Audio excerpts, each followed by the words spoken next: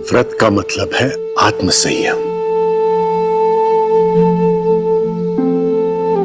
निर्विकार होकर ईश्वर की साधना, विनम्रता के साथ और उपलब्ध संसाधनों के साथ जीवन में सामंजस्य बनाकर जीने की कला।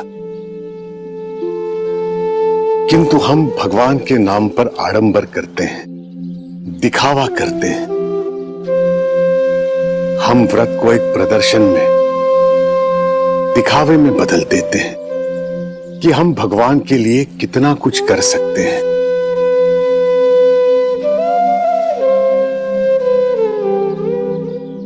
लेकिन ईश्वर भाव का भूखा है, भजन का भूखा है,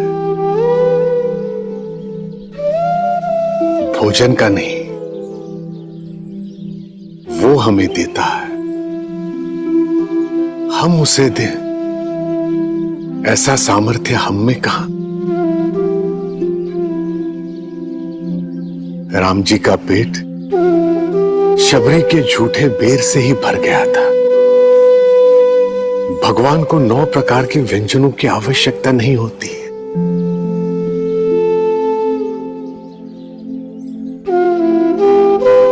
और ताई यही कर रही थी,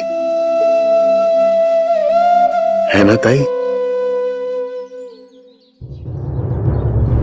आपको तो सब पता होता है ना साई। आप लोग ये किस बारे में बात कर रहे हैं? मैंने सोचा था भगवान का भोग में 9 प्रकार के व्यंजनों से लगाऊंगी। मैं वो व्यंजन बनाने में व्यस्त थी। तब साई साधु के रूप में हमारे घर आए और इसी व्यस्तता के कारण मैंने साई को इंतजार करने के लिए कहा था।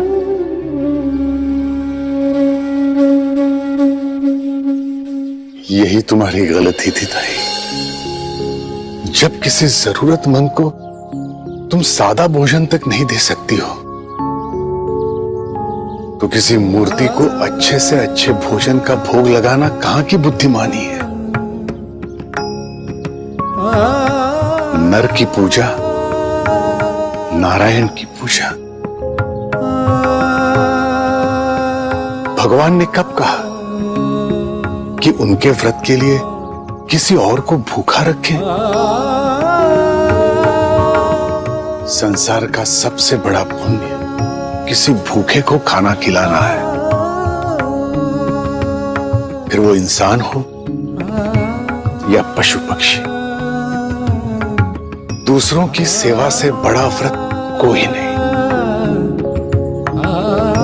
जब भगवान शिव किसी भी चीज की परवाह ना करते हुए सबकी मदद करते हैं, तो हम उनके भक्त होकर इन पूजा विधियों में से इंसानियत को क्यों भूल जाते हैं?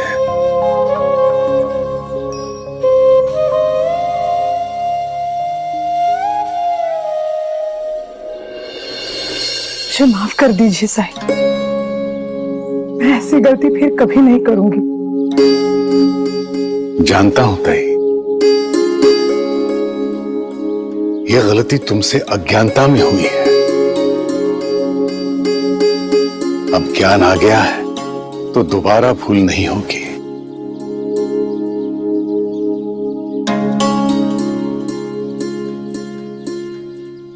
लेकिन साईं, ऐसा करने से मेरा व्रत खंडित तो नहीं हुआ होगा ना? जब मन में ईश्वर है तो व्रत सफल होगा ही।